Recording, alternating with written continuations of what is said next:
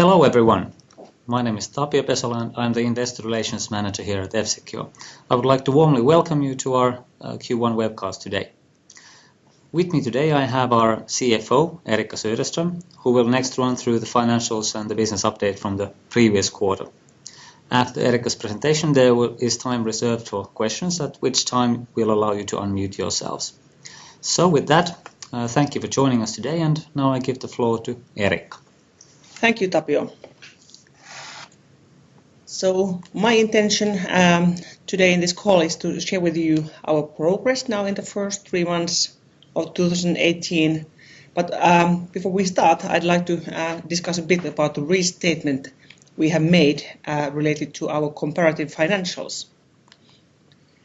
So IFRS 15 is touching the listed companies and following this. And it has also been a big exercise at F-Secure. We have checked and analyzed thoroughly the impact, and the outcome was that as such, the new guidance on revenue recognition based on IFRS 15 is not material to our numbers in 2017. We did yesterday actually come out then with a restatement just to give the exact details on a quarterly basis that you are able to then compare apples to apples now with the new method. We did in the same time also make another change, and that change was to bring better visibility, better transparency to our performance, and we are now trying to get our gross margin reporting to be similar compared to our competition. And many other companies also following the same logic, i.e. the cost of revenue is now updated so that in addition to, for example, royalties and freights, which were included there previously, we have added there also costs like cybersecurity services, related direct costs, also hosting costs and customer care. And this is now then available, and we will continue with this logic from this moment forward. Hopefully this helps to improve also your understanding on our business. So then going to our Q1 2018 performance. As the heading says, so we started according to our expectations, so we can be happy with what we see today and what we can report to you. Our corporate security business grew in revenues by 16%, and our consumer security declined 2%. And this was as anticipated. If we look at the corporate security, the B2B side, so there the growth was driven by strong cybersecurity services, but also good growth in new products. Especially I'd like to mention there our rapid detection service, RDS, but also radar product. On the consumer side, the decline was due to the lost customer, which we have highlighted in the second half of last year, impacting now the comparative numbers. The other regions were in a slight growth. We still feel very confident about our consumer security business, and our guidance remains untouched, i.e. we believe to stay in the same level as in 2017 for the full year picture. And this is of course supported then also from our strong performance in the direct sales, which has continued, where especially FREEDOME and the F-Secure TOTAL have been developing favorably.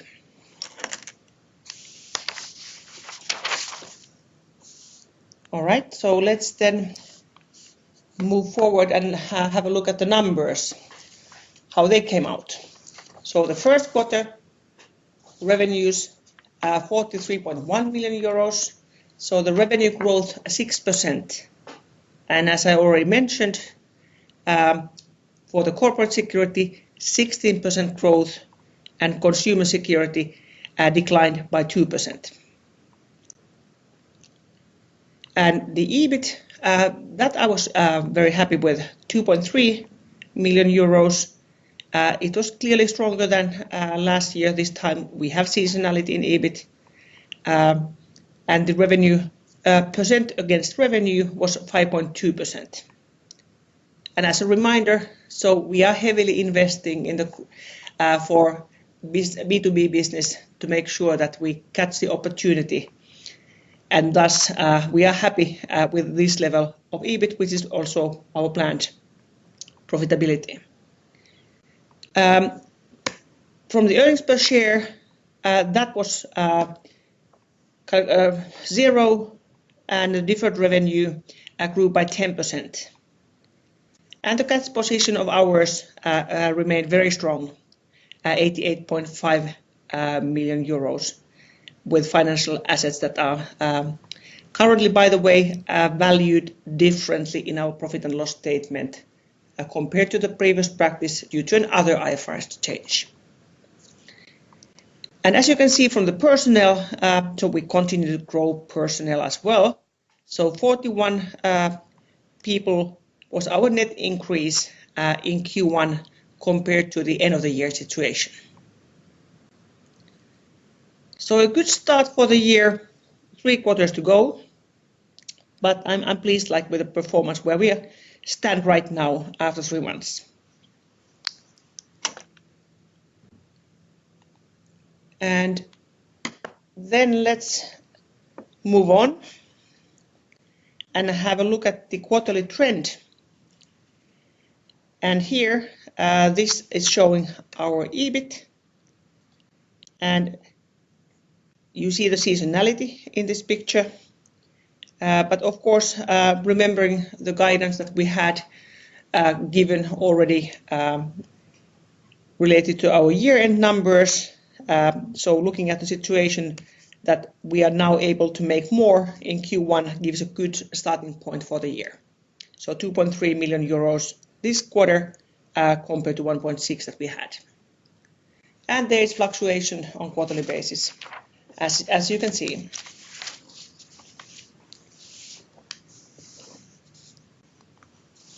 And then on the deferred revenue line, so there the deferred revenue grew by 10%, and this is a number of interest because it highlights what do we have in the balance sheet as revenue to be recognized on the later periods. Maybe there's something to be mentioned on this one, just that people do not make conclusions too easily, or because we have an impact which comes when the deal sizes grow. So one RDS deal can be like 100,000 plus euros compared to the EPP contracts, the endpoint protection contracts that we've had. And now, especially in the beginning, I would say that it's more likely to have shorter new deals for the new products than very long ones. So the duration is now shifting a bit when we look at the new products. So please remember that the product mix change is impacting this as well, and slightly also the subscription-based contracts are increasing, which will in the future especially then start touching this as well.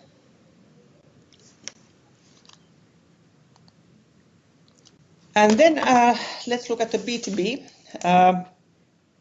compared to our consumer business. And then if we see how the red bar is there growing, so we are now on our journey to catch up with the consumer side. However, our consumer is still the bigger share of our revenue. The corporate side was 45% out of the total revenues, while a year ago it was 41%. And if we now kind of see the red line there, which shows the corporate growth year-on-year basis, you see that there has been some fluctuation on quarterly basis. Last year, the full year was 16%, and this Q1 2018 also 16%. So we are very pleased with the number. On the consumer side, Some of you might remember what we discussed a year ago on Q1 2017, that the 5% was exceptionally high, and then on the other hand, Q2 then was 2%. So Kalak, taking more on average, we see seasonality and exceptional items on the consumer side. So you need to look at a bit more as rolling. But that said, yes, we have the impact now from the lost customer case, which is now visible in those negative numbers in the last quarters. So the overall picture here, revenues of 6%. And of course, the plan of ours is to get that going up then with the support from both the consumer and accelerating corporate security at some point. So let's have a bit deeper look at the corporate security business, 16%.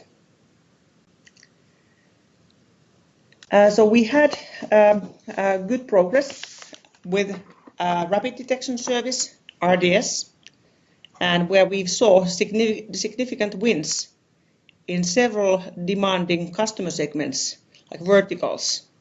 I could name a few for the interest of yours, like energy, finance, or like aviation, or other like critical infrastructure customers. That gives us confidence that we are on the right track with the product.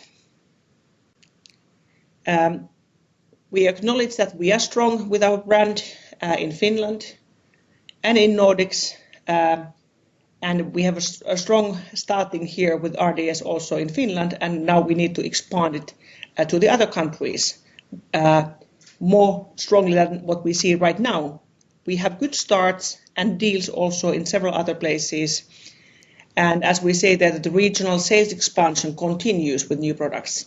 So including radar, we have now sales in 20 countries. The volumes are still like pretty low, but the starting point is there. And remembering that we have a presence as a company already from the history of the consumer business, that we are in many places. So if we then look at the endpoint detection and response product, EDR, we have mentioned about that one. We shared something already in our Capital Markets Day, that there will be a launch this year. We haven't given the date, but what we can say is that we do have pilot customers already. So it is not just PowerPoints, it is a product. And what's the difference between RDS and EDR? So simply said, if Rapid Detection Service, RDS, is a managed service, EDR is a software product. And it will be very helpful for us, especially when we talk about the cross-sell, that we can sell to the same existing customers new products. RDS is too expensive for many of our existing smaller EPP customers, and this EDR will be a good addition to our portfolio so that we can serve the current customers, while in the same time we want to now accelerate the change in our go-to-market to be able to reach also our strategic target group, these mid-market customers. And why are these mid-market customers so important? Because they have bigger wallets, and they can invest more in these products, and the cross-sell opportunity there is much wider. And that's why we feel that now strengthening our portfolio overall and going to the mid-market is the strategy that we have chosen, and that plan we followed. On the endpoint side, there the order intake was at previous year's level, but the country level performance still varies. I need to say that we are not totally happy with the endpoint protection side. We would like to seek faster improvement. However, actions are ongoing, and there are also very good countries, but there are still certain countries where it takes time to fix the problems. The customer acquisition has stayed at previous year's level, but the renewal rates have remained high. And then looking at the cybersecurity services, where we continue to see very good high demand. We have seen strong revenue growth. Utilization levels have been good, and we have been able to find good people to join the company. So very successful in the hiring. Today, our cybersecurity services is mainly in Denmark, Finland, and the UK. But it is worth noting that we have also several customers who are operating globally.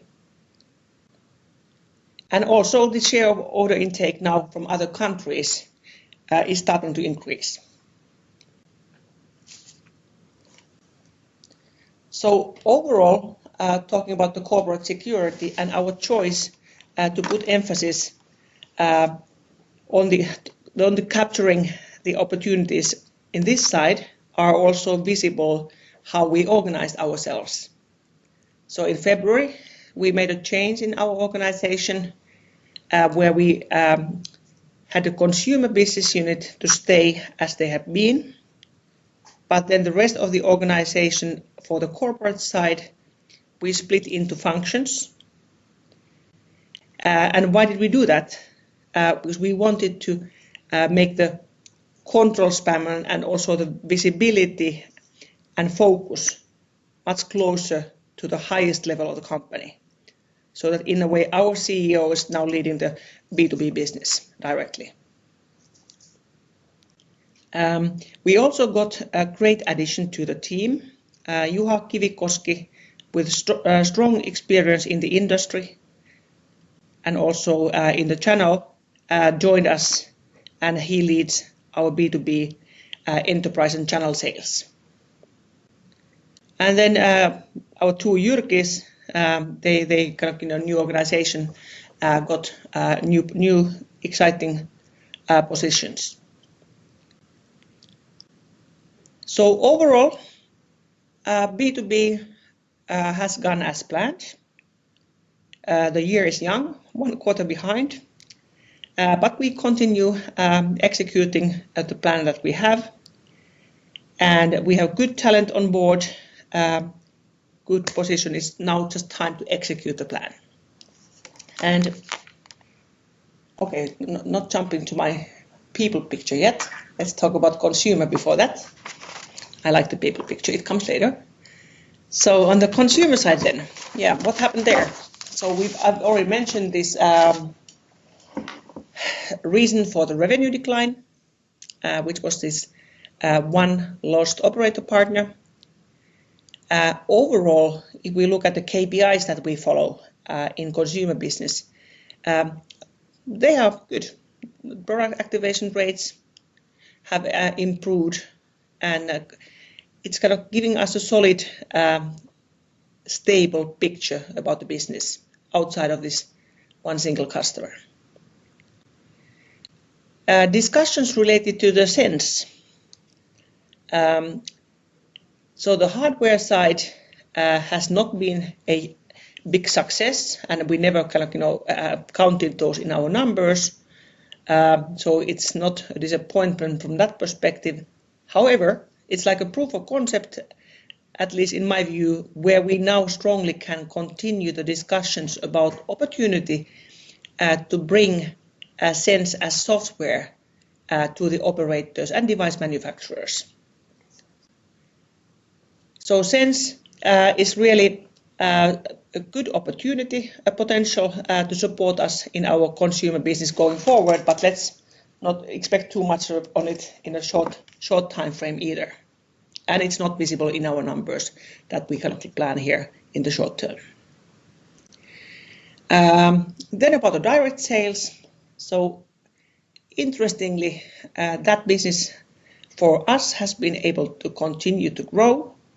You could say that that is a very mature market, but our team has done a great job again, and we must be taking market share there. Growth has been driven by F-Secure Safe and Freedom, both sold as separate products, but also this new F-Secure Total as a combination of these has been a success. So for the consumer security, 2% down in Q1, but the picture for us has not changed. We expect that to continue as stable. And now I get to the picture. So this picture is from the Finlandia Hall in Helsinki. We had a big event in February where we had invited most of our employees, not every single one, but you can see that many. And it was a great opportunity to meet many people who had joined company only recently, and also people who had been there for a very long time, sharing the strategy, sharing the plans, but also celebrating that this company turns 30 years old this year.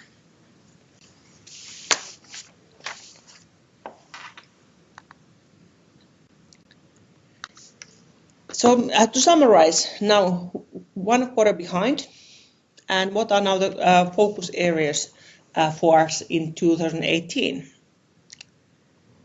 So enterprise-grade cybersecurity for the mid-market. That's how we want to put it, what we are doing. So we want to have new products go into the market and expand with our sales channel. And we want to also capture the mid-market customers because we want to take more share from their wallet by selling more products to the same customer, but also upsell. And the EDR, the new endpoint detection and response solution, this detection software, like the automized version of RDS, you could say. So we plan to launch it during this year and start selling, especially then towards the EBP customers. Then for this year, the renewal rates stay as focus, because it's very important in this business to make sure that the customers are happy and they continue, so that we have recurring revenue there. And already discussing about the mid-market, so we've chosen like the focus countries. We can't go everywhere, even though we mentioned 20 countries. But we have chosen our focus geographies, focus countries, where we now take action to improve the go-to-market and find new customers in the mid-market segment. And the cybersecurity services continues to create great opportunity for continued growth. Of course, that requires that we continue successfully hiring good talent to join the team. And lastly, we stay active in the M&A front and continue to have our eyes open, hoping that we could find ways to accelerate our growth in the B2B side. So outlook for 2018, we have not made any changes, so unchanged. Our outlook says that the revenue from corporate security is expected to grow by over 15% compared to 2017, and the consumer security revenues to stay at the same level as previous year, and the EBIT guidance is to stay in the range of 8 to 12 million euros, which in the other words means that we would then continue now investing, believing that the return in the coming years is going to be there for the further investments in B2B actions related. Okay, thank you, Eriikka. So now if there would be any questions, now would be the perfect time to ask them.